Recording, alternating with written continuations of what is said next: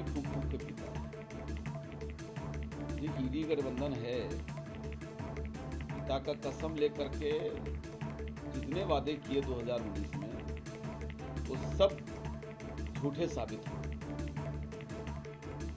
तो झारखंड की जनता तो जल चुकी है उनके वादों से और जान चुकी है कि ये सिर्फ लुभावनी बात इसलिए करते हैं कि इनको वोट से मतलब है, फिर 5 साल उसको उलट के वो देखते नहीं।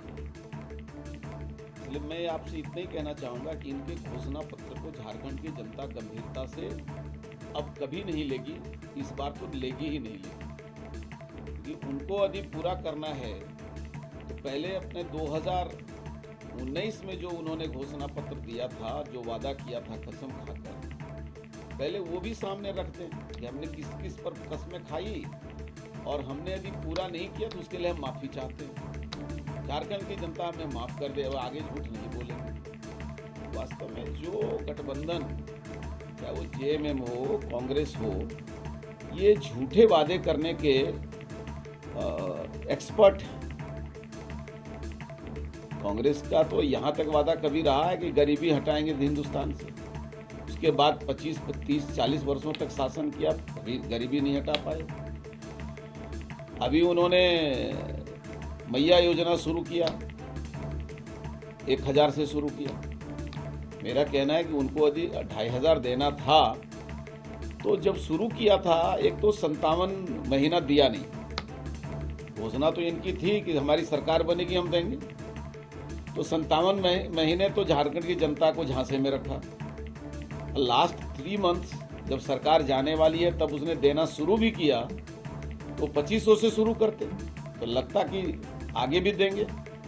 तो भाजपा ने 2100 की घोषणा की तो उनको लगा कि अब हम ये थोड़ा बढ़ के बोले। तो ये जो बचपना है झारखंड में ईडी गठबंधन का, वास्तव में उनके पास अब मुझे लगता है राजनीतिक गंभीरता भी नहीं है और राजनीतिक उनकी परिपक्वता भी नहीं है। झारखंड की जनता को वो पता नहीं, मुझे लगता है कि झारखंड की जनता को वो अबोध समझते हैं। झारखंड की जनता सब जानती है, सबको पहचानती है।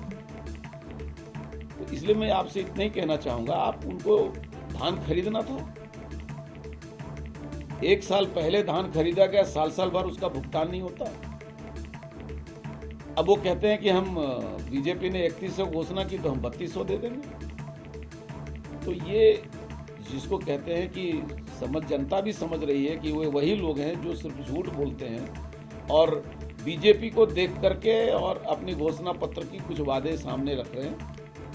मुझे उनके वादे पर और उनके घोषणा पर मैं बिल्कुल मानता हूँ झारखंड के मतदाता के रूप में कि उनकी कोई गंभीरता नहीं है। जो कस्में भुला सकते हैं वो वादे किसे नहीं भुलाएंगे।